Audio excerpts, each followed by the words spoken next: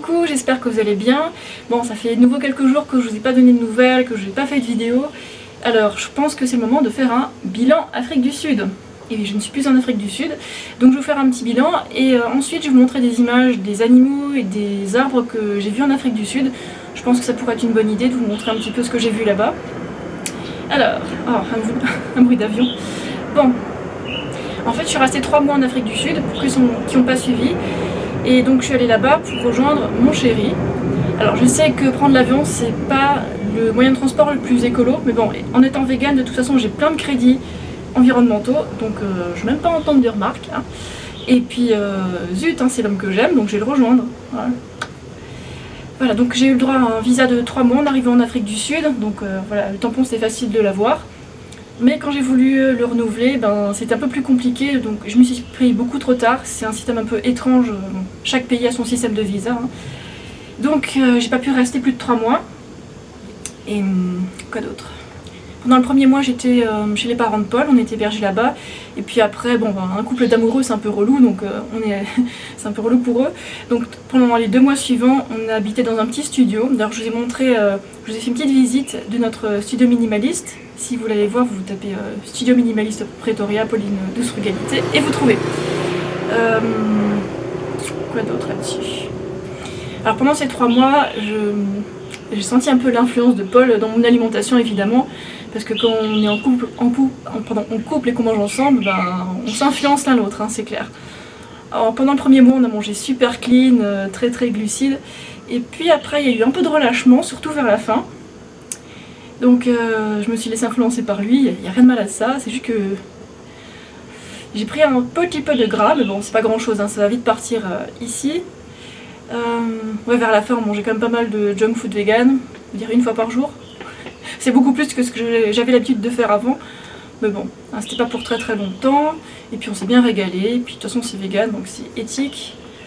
Sinon pour mon entraînement, ben, je me suis pas beaucoup entraînée en Afrique du Sud vu que les routes elles sont hyper dangereuses, j'avais la trouille comme pas possible, les routes étaient étroites, pleines de gravats et tout, enfin, et puis en plus les gens ils roulent comme des chauffards, enfin pas tous mais bon, beaucoup d'entre eux.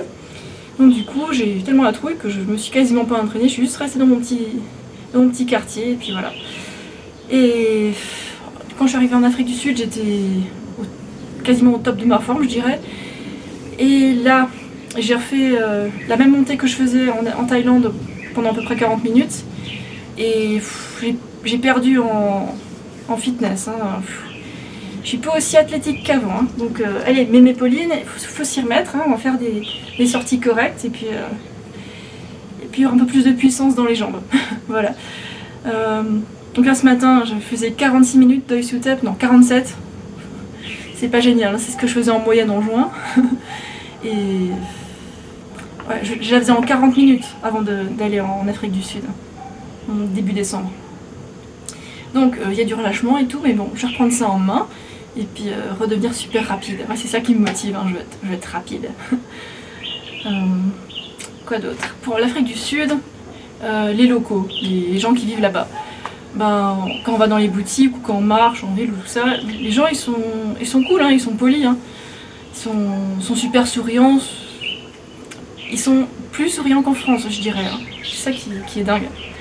Et puis entre les noirs et les blancs ça se passe super bien, enfin, les gens ils sont civilisés, enfin, pour ce que j'ai vu en tout cas, tout le monde est super poli,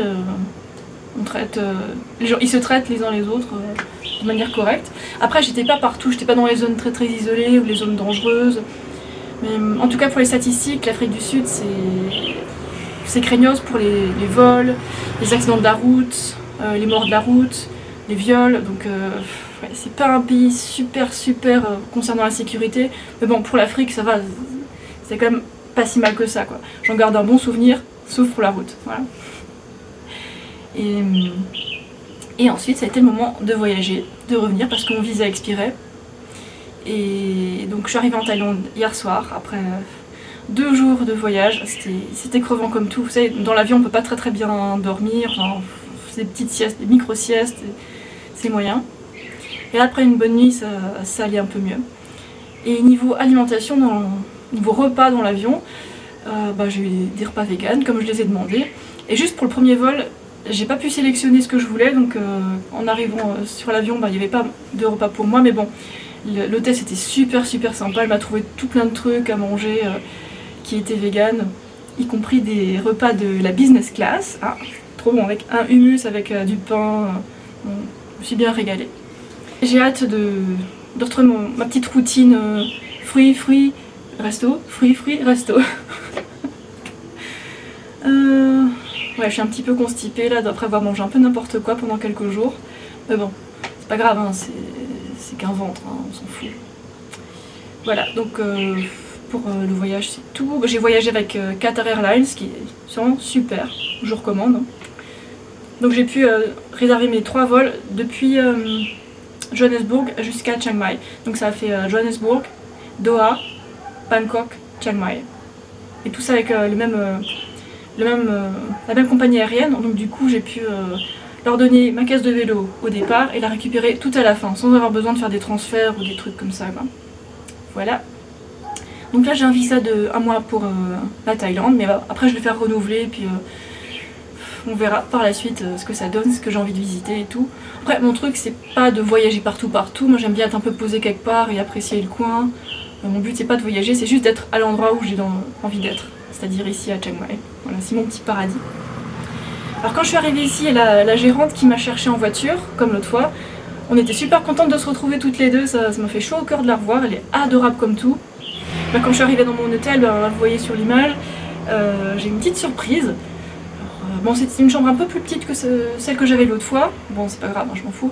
Elle m'a préparé un beau panier de fruits, donc il y avait des bananes ladyfingers, il y avait des sapotilles et il y avait des fruits du dragon, des pitayas. Un de mes fruits préférés, j'adore. J'adore ce fruit. Et ensuite j'ai remonté mon vélo, oui, ma priorité c'est de remonter le vélo pour être sûre de pouvoir l'utiliser le plus rapidement possible. C'était compliqué cette fois, la chaîne elle avait des nœuds, et puis il y avait le câble du frein qui était sorti de son petit support, c'était un peu difficile pour moi de tout remonter, mais bon. Au bout de 40 minutes à peu près, j'ai fini par réussir à tout remonter. Au moins le vélo il va bien, j'ai su le faire un petit peu régler par la suite dans le magasin de vélo pour qu'il arrête de faire un peu de bruit. Donc sinon, voilà, c'est bon, ça c'est fait. Donc ce matin j'ai pu remonter ma montagne. Ça fait du bien de retrouver cet endroit. Et puis là, je vais aller voir si je retrouve des gens que je connais. Alors j'ai repéré des gens que je connais déjà qui sont à Chiang Mai, donc je vais aller les voir et puis certainement manger avec eux ce soir. Déplacement en vélo bien sûr.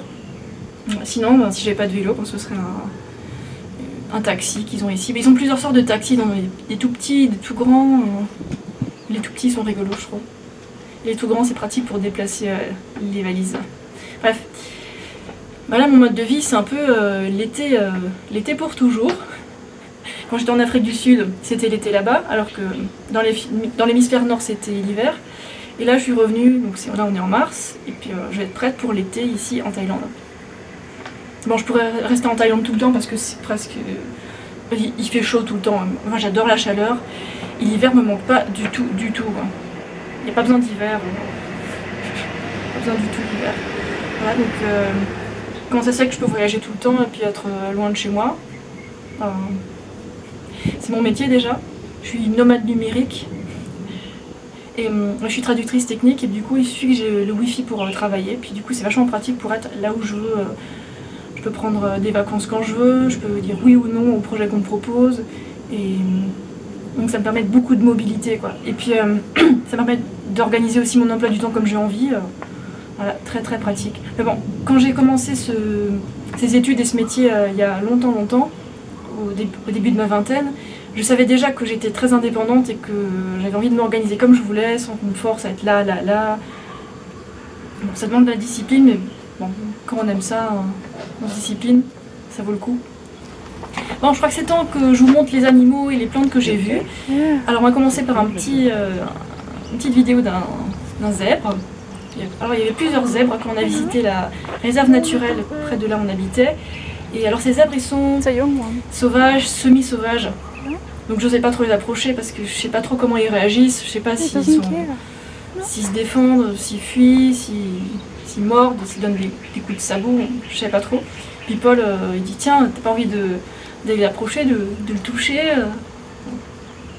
Bon, je pense que toucher un zèbre consentant c'est vegan, Donc j'avançais vers le zèbre prudemment, en observant bien ses réactions. Et alors, je vous déconseillerais de le faire parce qu'on ne sait jamais comment ils réagissent ces animaux. Alors moi je l'ai fait parce que je suis très attentive aux réactions des animaux. Si je vois qu'il y a de la tension, je ne vais pas l'approcher. Mais bon, ce zèbre-là, bon, il n'était pas très tendu, au contraire, il avait l'air curieux et tout. Donc, vu que j'ai vu ça, je me suis dit, tiens, je vais un peu l'approcher, lui proposer ma main. Alors, c'est un peu comme pour les chats et les chiens qui sont un peu craintifs. Il y a plusieurs manières de montrer la main, quoi. Bon, si on approche avec la main comme ça, ils vont dire ah zut, l'humain il va vouloir m'agripper, ça va être chiant, donc ils se barrent. Mais si on fait comme ça veut dire sans ma main, voilà, je veux pas t'agripper, je veux juste te toucher comme ça, gentiment. Et bon, au début, c'est pas trop approché, mais vous voyez là, il était très mignon, il juste me renifler comme ça, comme un cheval ou une vache l'aurait fait.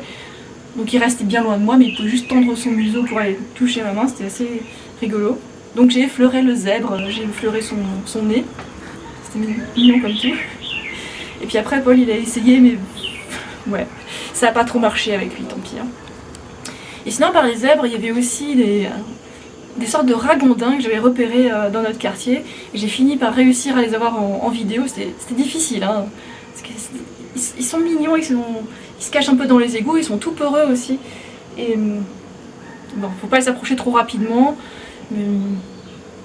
Alors, ils sont curieux, mais ils veulent pas être approchés. Donc, voilà à quoi ça ressemble. Ça s'appelle un daci. Les locaux, ils appellent ça un daci. Et c'est trop chou comme tout. J'adore. Bon, je trouve ça vraiment très mignon. Bon, j'appelais ça un gros rat d'égout, mais bon, c'est un peu plus comme un ragondin, quelque chose comme ça. Voilà. Bon, sinon, il y avait, je sais pas, des papillons, des oiseaux, des tout petits oiseaux jaunes très très mignons. J'ai pas réussi à les filmer parce que c'est trop petit et puis ils sont très très peureux, ils se barrent dès qu'on est à moins de 5 mètres. Et pareil pour les tout petits oiseaux rouges, j'ai vraiment adoré ces petits oiseaux, c'est tout mignon. Et je sais pas comment ils s'appellent ces oiseaux-là.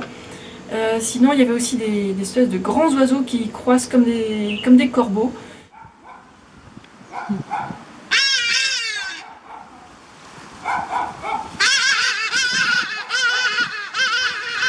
Ah, ils sont vraiment très très bruyants ceux-là.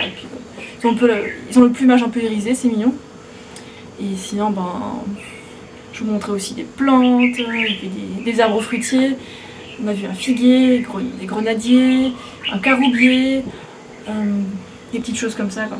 Bon, l'Afrique du Sud, c'est exotique, donc ça fait... Les paysages sont très très exotiques avec les palmiers et tout ça, quoi. Voilà.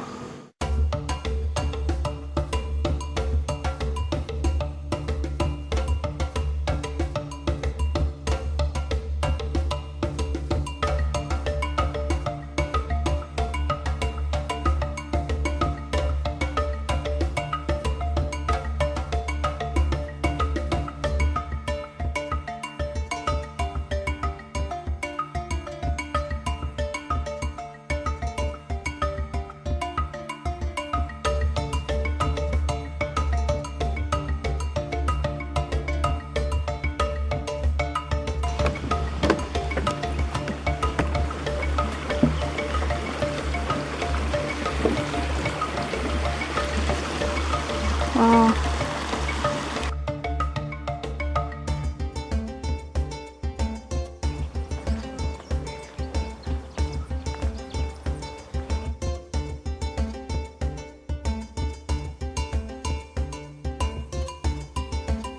Coucou les tortues.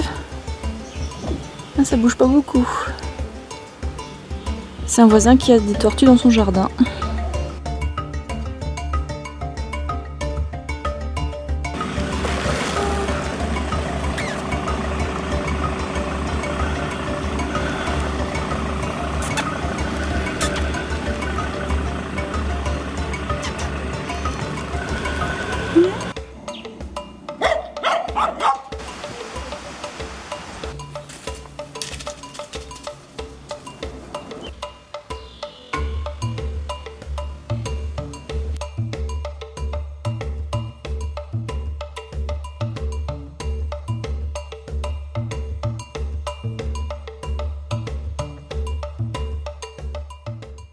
Alors ici en Afrique du Sud, j'ai pas vu beaucoup d'arbres fruitiers qui étaient accessibles et est mûr. Bon, voilà, on a quelques petits citrons qui sont pas encore mûrs, mais c'est joli.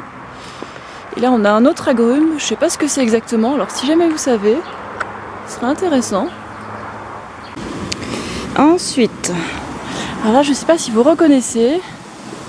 Bon, il n'y a pas de fruits dessus, hein, c'est fini depuis un mois. Il y avait des figues ici. Et là, en se promenant au hasard un soir avec Paul, on a trouvé des figues. Et c'était en plein dans la saison, puis on s'est régalé comme des petits fous. C'est cool. Mais bon, et là, c'est derrière un mur, donc on a juste pris ce qu'on pouvait là sur la branche. C'est mieux que rien. C'était bon. Bon, si vous avez des questions sur ce que j'ai vu, hein, n'hésitez pas à me les poser comme d'habitude. Hein. Et puis maintenant, on va passer à la Thaïlande. Donc les prochains vlogs sont sur la Thaïlande. Voilà. Allez, ciao!